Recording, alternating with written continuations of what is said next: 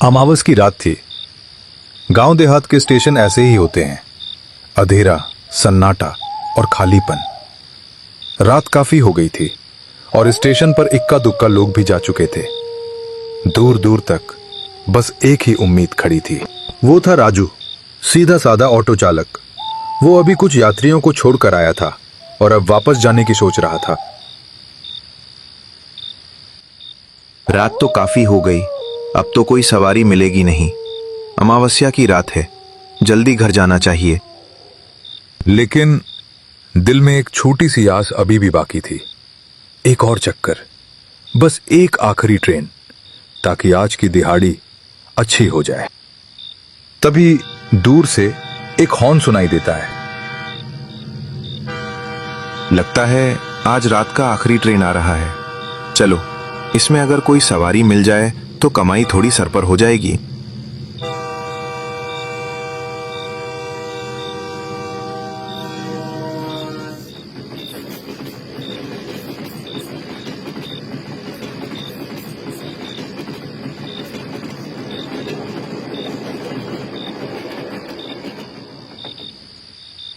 Amit, finally Jalgaon पहुंच ही गए। अब देख, 8 बजने वाले हैं। कोई सवारी मिलेगी क्या, या फिर आज की रात स्टेशन पर ही काटनी पड़ेगी? चल, थोड़ा आगे चलकर देखते हैं। अगर कुछ मिल गया तो ठीक है, नहीं तो फिर यही रात गुजारनी पड़ेगी।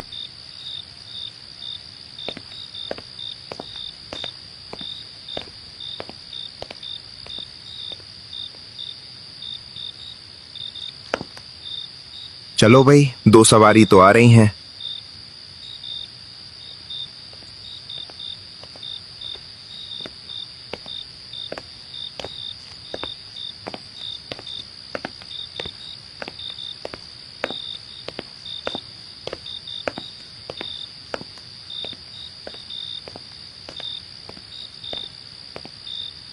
नमस्ते भैया, किधर जाना है?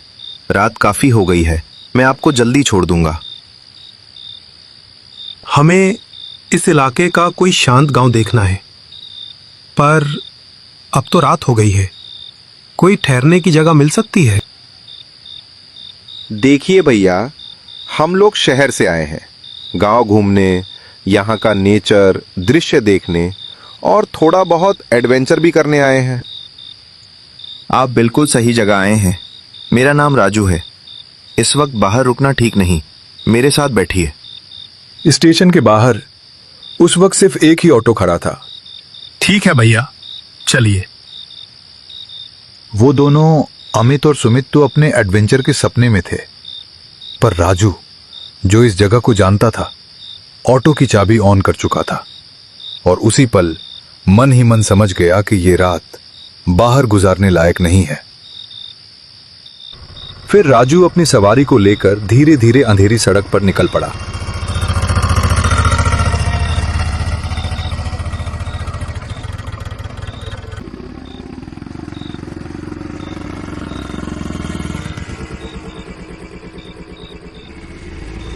राजू भैया, यहाँ पर रहने के लिए कोई होटल वगैरह मिलेगा? नहीं, होटल तो नहीं मिलेगा यहाँ। अरे आप चिंता मत करो, आज रात आप दोनों मेरे घर रुकिए। मेरे घर में एक कमरा है, आप मेरे मेहमान होंगे। ये रात बाहर बिताने लायक नहीं है। ये तो बहुत अच्छी बात है राजू भाई, हम आपकी इस मदद के लिए धन्यवाद करते हैं। अरे भाई, इसमें धन्यवाद कैसा, बस जल्दी घर पहुंच जाएं। अमावस की रात में अंधेरा और भी गहरा हो जाता है। रात के 7:30 बजने वाले थे। तब तक अमित और सुमित राजू के घर पहुंच गए थे। घर के बाहर में बैठकर तीनों चाय पी रहे थे और आपस में बातें कर रहे थे। अमित, सुमित, एक बात ध्यान से सुनो। आज अमावस्या की रात है। हमारे बड़े बुजुर्ग कहते हैं कि इस रात में कुछ बुरी शक्तियां बहुत ज्यादा सक्रिय हो जाती हैं। अरे राजू भाई, अब आप भी अजीब अजीब बातें करने लगे, हमें मत डराइए। राजू भाई, रास्ते में आप एक पुराने महल की बात कर रहे थे। सच बताइए, वो जगह सच में उतनी ही डरावनी है क्या? गांव में कहते हैं कि यहां से थोड़ा सा दूर एक पुराना सुनसान महल है। कहते हैं उसी महल में एक प्यासी प्रेतनी रहती है जो हर शाम अपनी चीखों के साथ महल की दीवारों में भटकती है, और शाम ढलते ही उस महल के आसपास तुम्हें एक भी इंसान नजर नहीं आएगा, क्योंकि लोग डरते हैं, बहुत ज्यादा डरते हैं। एक बार गांव के ही एक आदमी ने हिम्मत तो दिखाई पर गलती कर बैठा। वो महल के अंदर चला गया और अगले ही दिन वो महल के बगल वाले शमशान में पड़ा मिला। उसके बाद से अब तो लोग दिन दिन में भी उस महल के आसपास जाने से घबराते हैं, मानो उस जगह के ऊपर खौफ की मोटी चादर हमेशा हमेशा के लिए तानी हो। अच्छा, तब तक आप लोग चाय पीजिए, मैं रात का खाना बना लेता हूं।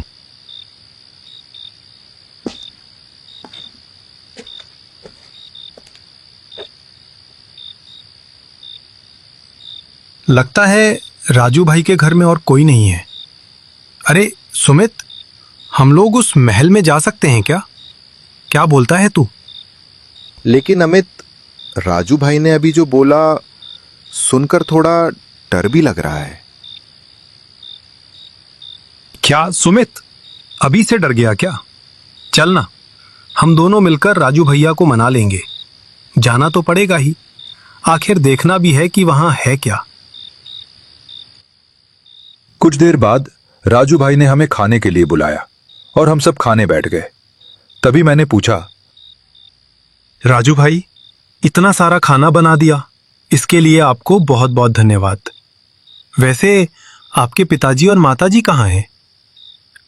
तभी पास से सुमित बोलने लगा, राजू भाई, आप हमें इतना सहारा दे रहे हैं, क्या आप यहां अकेले ही रहते हैं? हाँ सुमित, मैं अकेला ही हूं। मेरे माता पिता जब मैं बहुत छोटा था तभी गुजर गए थे। मेरे पिता भी ऑटो चलाते थे और अब मैं भी वही करता हूं। बस अपना छोटा सा जीवन है। हमें सुनकर सच में अफसोस हुआ राजू भाई। इतनी कम उम्र में आपने इतनी जिम्मेदारी उठा ली। कोई बात नहीं, अब तो आदत हो गई है। वैसे आप लोगों को खाना कैसा लग रहा है? राजू भैया, मजा आ गया। सच में घर जैसा खाना है। लग रहा है कि मैं अपने घर में ही खा रहा हूं। राजू भाई, कल का क्या प्लान है? हमें कुछ पुराना, थोड़ा एडवेंचर वाला कुछ देखना है। मैंने आपको बताया था ना, एक बहुत पुरानी सुनसान हवेली है, उसी के बगल में वो शमशान है। बस वही तो देखना चाहते हैं राजू भाई, एडवेंचर के लिए। नहीं, मेरी बात मानिए। आप लोग शायद इन बातों पर भरोसा ना करें, लेकिन मैंने अपनी आंखों से वहां कुछ अजीब चीजें देखी हैं। वो जगह शापित है, बहुत खतरनाक है। राजू भाई, इतना मत डरिए, हम बस देखने जाएंगे। हाँ राजू भाई, बस एक बार वो जगह दिखा दीजिए। आप चिंता मत कीजिए, हमें कुछ नहीं होगा। ठीक है, पर एक शर्त पर बताऊंगा। कैसी शर्त राजू भाई? देखिए, आप लोग बस महल के अंदर ही रहना। महल के सामने जो शमशान है ना, अगर वहां से कोई आवाज आए, कोई बुलाए, या आपको लगे कोई मदद मांग रहा है, तो भी उधर जाना मत। यहां तक कि अगर कोई जोर से चीखे तब भी पलट कर मत देखना। मैं कह रहा हूं, बहुत संभल कर रहना। और सुन लीजिए, मैं आखिरी बार समझा रहा हूं, उस तरफ मत जाना, किसी भी हाल में नहीं। ठीक है राजू भाई, हम लोग उधर नहीं जाएंगे। तो डील पक्की? राजू भाई, आप हम दोनों का बहुत मदद कर रहे हैं, इसके लिए बहुत बहुत धन्यवाद। अरे, इसमें धन्यवाद कैसा? आप तो हमारे मेहमान हुए। और हां, आप दोनों के सोने का इंतजाम उस वाले कमरे में कर दिया है। खाना पीना करके राजू भाई ने हमें सोने के लिए एक कमरा दे दिया। हम दोनों वहां आकर लेट तो गए, लेकिन मैं और सुमित आपस में बातें ही करते रहे। सुमित, मैं उस महल को देखने के लिए बहुत एक्साइटेड हूं। मुझे तो लग रहा है कि आज रात नींद भी नहीं आएगी। थोड़ा डर भी लग रहा है, लेकिन कोई बात नहीं, हम तो वहां जाएंगे ही। अरे भाई, सारी रात ऐसे ही बातें करता रहेगा क्या? रात के 10 बजने वाले हैं। सो जा अब, कल चलना भी है और शायद कल रात भी जागना पड़े। दोनों यूं ही बातें करते करते धीरे धीरे गहरी नींद में सो गए।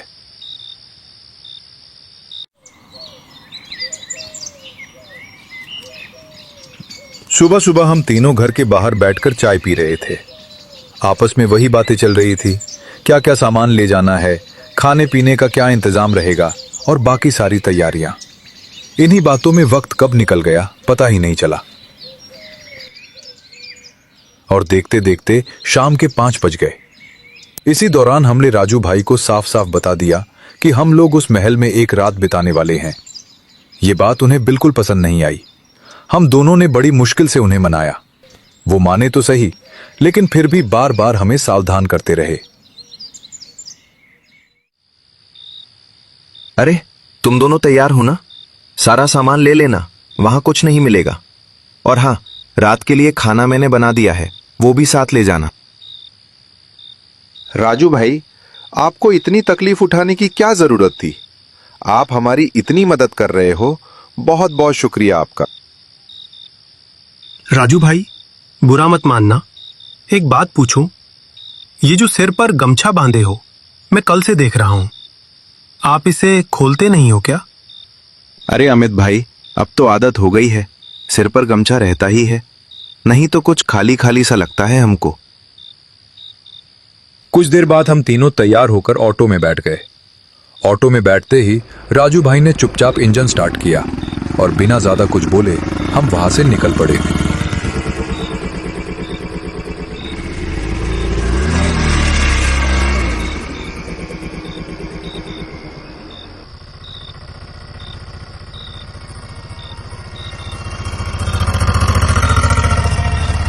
रास्ते में माहौल अजीब सा होने लगा था।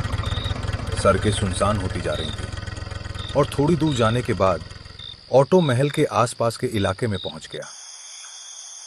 राजू भाई, हम आ गए क्या? लेकिन यहां पर तो महल दिखाई नहीं दे रहा है। अमित, सुमित, तुम दोनों ये रास्ता पकड़कर सीधे आगे चले जाना। थोड़ा सा आगे जाते ही एक शमशान का गेट दिखाई देगा। वहां से थोड़ा और आगे जाओगे तो वहीं तुम्हें महल दिख जाएगा। ठीक है, मैं चलता हूं। कल सुबह यहीं पर मैं तुम दोनों का इंतजार करूंगा। ठीक है राजू भाई।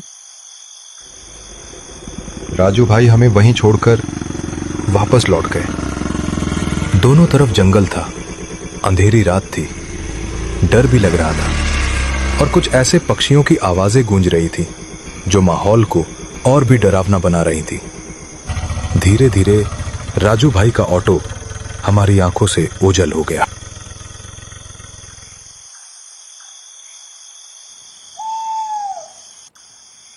हमने अपना बैग उठाया और अपनी मंजिल की ओर बढ़ने लगे।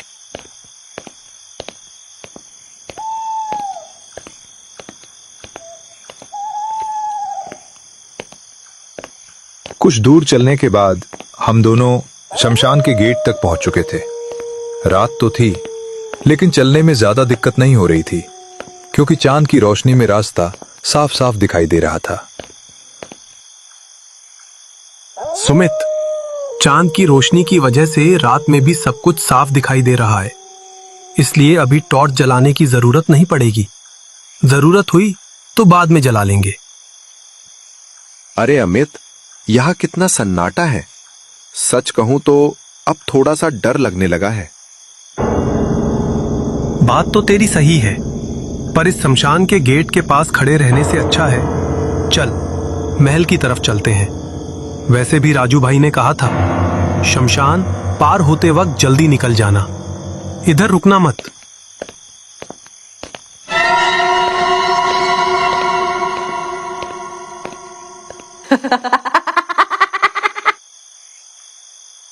भाई, ये महल तो काफी बड़ा है, देखकर लगता है बहुत पुराना होगा। महल तो सच में काफी पुराना लग रहा है। लगता है कभी किसी जमींदार का रहा होगा।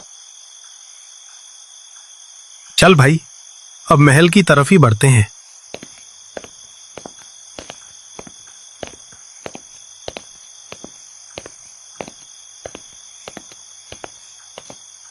देख अमित, मुझे सच में ठीक नहीं लग रहा।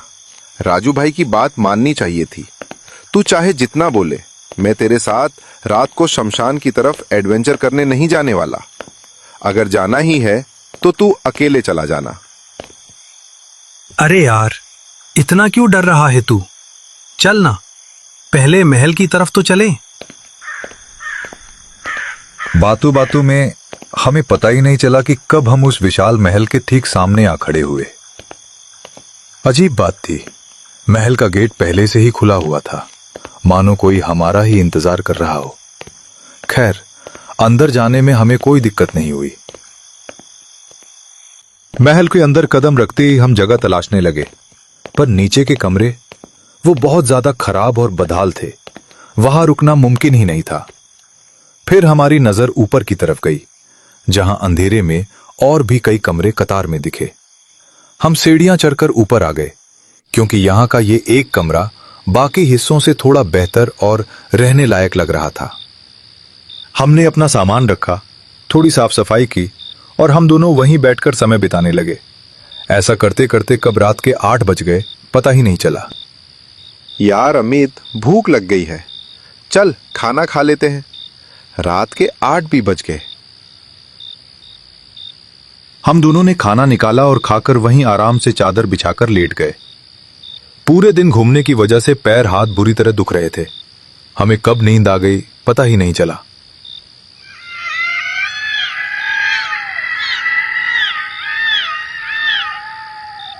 बाहर से आ रही जानवरों की अजीब सी आवाजों ने अमित को नींद से जगा दिया। अरे, एक बार नींद टूट गई तो अब नींद आएगी नहीं। चलो, थोड़ा इधर उधर ही घूम लेता हूं। और ये सुमित पूरा गहरी नींद में डूबा पड़ा है।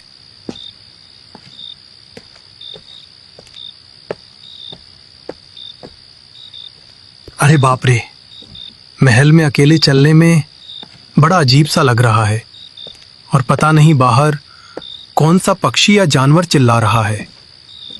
खैर, डर को साइड में रखते हैं, पहले थोड़ा महल को इधर उधर देख लेते हैं। यही करने तो आए थे इधर। सुमित तो सो रहा है, मैं चारों तरफ घूम लेता हूं। अमित अपनी धुन में बड़बड़ा ही रहा था, तभी उसकी टॉर्च की रोशनी सामने दीवार पर पड़ी और वो एकदम से सहम गया। फिर थोड़ी हिम्मत जुटाकर अमित ने आगे देखने की कोशिश की कि आखिर वो है क्या। अरे भाई, यहां ऐसी चीजें रखने की क्या जरूरत है? महल के बारे में पहले ही इतना कुछ सुन रखा था कि वैसे ही डर लग रहा था, और अब अचानक ये सामने आ गया। सच में रोंगटे खड़े हो गए देखकर। मैं महल के इधर उधर घूम रहा था कि तभी एक गली जैसा रास्ता दिखा। मैं वो गली पकड़कर सीधे आगे चला गया, पर आगे देखते ही मुझे एक शमशान घाट दिखा और तभी मुझे याद आया। राजू भाई शमशान की तरफ जाने के लिए मना कर रहे थे।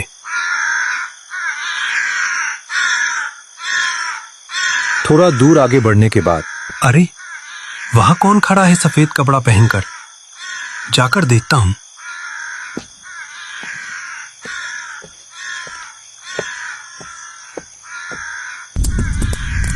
ये क्या? यहां भी किसी ने लकड़ी की ऐसी चीज बनाकर रख दी है डराने के लिए। गांव वाले तो इसे देखकर जरूर डर गए होंगे। जैसे ही अमित उसके बिल्कुल सामने जाकर चेहरा देखने की कोशिश करता है, वो डर के मारे वही बेहोश होकर गिर पड़ता है। और उसी पल एक अजीब सी किसी बूढ़ी औरत की हंसी और चीख पूरे महल में गूंज उठती है।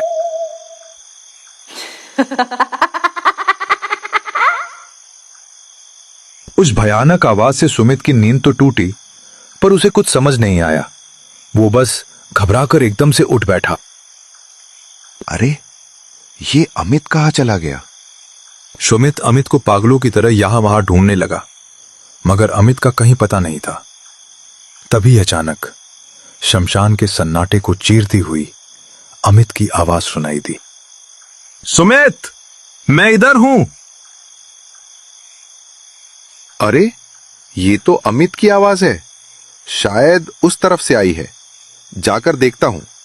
पक्का ये उसी की चाल है मुझे डराने की। ये कभी नहीं सुधरेगा। यहां पड़े पड़े क्या कर रहा है? मुझे पता है तू नाटक कर रहा है मुझे डराने के लिए। देख, इस वक्त इस जगह पर ऐसा नाटक करना सही नहीं है। चल यहां से जल्दी। और वैसे भी राजू भाई ने इधर आने के लिए मना किया था।